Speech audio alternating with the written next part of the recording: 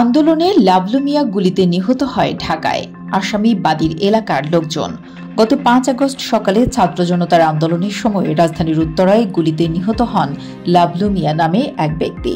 আর ১ মাস পর লাবলুর চাচাতো ভাই রিকশা চালক দুঃখু মিয়া ২২১ জনকে আসামি করে উত্তরা পূর্ব থানায় একটি হত্যা মামলা করেন, যাদের মধ্যে ২১০ জনের বাড়ি রংপুরে, যেখানে দুঃখু ও লাবলু মিয়ার বাড়ি দ্য ডেইলি স্টারের এক বিশ্লেষণধর্মী প্রতিবেদনে তুলে ধরেছেন।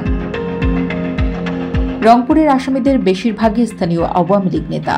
মামলায় বলা হয়, সাবেক প্রধানমন্ত্রী শেখ হাসিনা ও আরও কয়েকজন মন্ত্রীর নির্দেশে ৪১ বছর বয়সী লাবলুকে হত্যা করা হয়েছে।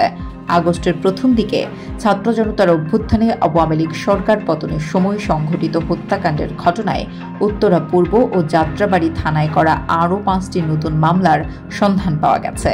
এসব হত্যা রাজধানীতে সংঘটিত হলেও প্রতিটি মামলায় অভিযুক্তরা নিহতদের নিজ জেলার বাসিন্দা।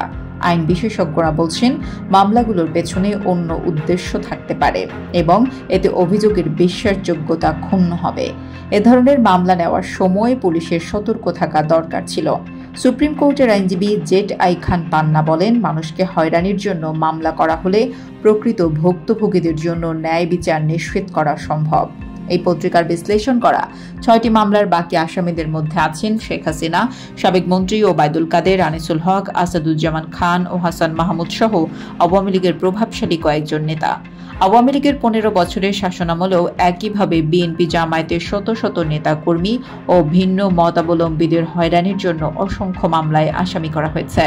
এসবের বিচার প্রক্রিয়ায় অভিযোগ প্রমাণের চেয়ে তাদের কারাগারে ঢোকানোই ছিল মূল লক্ষ্য। অনেক ক্ষেত্রে দেখা গেছে, বিরোধী দলের সদস্যদের বিরুদ্ধে এমন অপরাধের অভিযোগে মামলা করা হয়েছে যা সংঘটিতই হয়নি। মামলার আসামি রংপুরের স্থানীয় এক আওয়ামী লীগ নেতা বলেন, গত ৫ আগস্ট আমি পীরগঞ্জে ছিলাম। ঢাকার একটি হত্যাকাণ্ডে আমি কিভাবে অংশ নিতে পারি? তখন যাতায়াতের কোনো উপায় ছিল না। আমার মনে হয় তারা আমাকে শুধু শুধু হয়রানির জন্যই আসামি করেছে।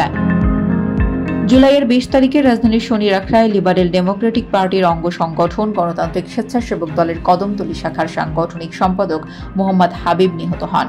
তার স্ত্রী আয়েশা বেগমের করা মামলায় অভিযোগ করা হয়েছে, পুলিশের সাথে আওয়ামী লীগ কর্মীরা বিক্ষোভকারীদের উপর গুলি চালালে তিনি গুলিবিদ্ধ হন। এ ঘটনায় ২৮ আগস্ট কুমিল্লার চান্দিনায় ৫৭ জনকে আসামি করে যাত্রাবাড়ী থানায় হত্যা মামলা করেন তিনি।